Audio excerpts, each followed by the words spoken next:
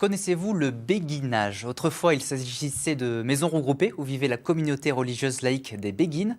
Aujourd'hui, ces résidences accueillent des personnes âgées autonomes comme une alternative aux maisons de retraite. Ce dispositif se développe dans les Ardennes.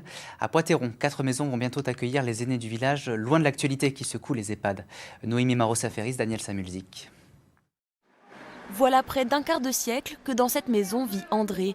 Mais à bientôt 85 ans, la vie quotidienne est devenue compliquée. Quel est le problème avec votre salle de bain? La baignoire. Je ne peux plus l'enjamber du fait que j'ai des prothèses de hanche et puis vu que je n'ai plus d'équilibre et il faudrait mettre une douche à la place. Autre problème, les escaliers menant aux chambres. Et pour cela, André a trouvé une solution plutôt précaire. Ça c'est mon lit médicalisé que j'ai mis pour ne pas monter dans mes chambres. Parce que les chambres sont au premier. C'est pour ça que je demande un plein pied pour ne plus avoir à le faire. Et sa demande a été exaucée. Elle fait partie des lauréats qui habiteront dans cette future résidence spécialement construite selon les besoins des personnes âgées. Cela s'appelle le béguinage, un habitat inclusif pensé pour maintenir le lien social. C'est un ensemble de 6 logements destinés à des seniors valides et autonomes, avec aussi une maison commune dans laquelle on se trouve actuellement. Donc l'idée de ce projet, c'est de pouvoir accueillir des personnes âgées qui ne sont plus en mesure de vivre dans leur maison.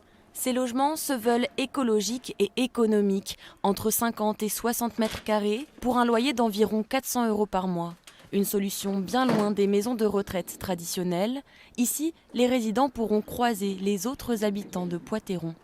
C'est dans ce sens-là qu'on est labellisé écoquartier, c'est-à-dire que les gens ils ont leur appartement, mais il y a une pièce commune, il y a une animation commune avec le reste des associations sur le village. Voilà, il y aura vraiment une vie collective et pas uniquement un lieu de résidence pour les personnes âgées. Un concept riche en rencontres et en partage, la crémaillère d'André et de ses futurs voisins est prévue pour décembre prochain.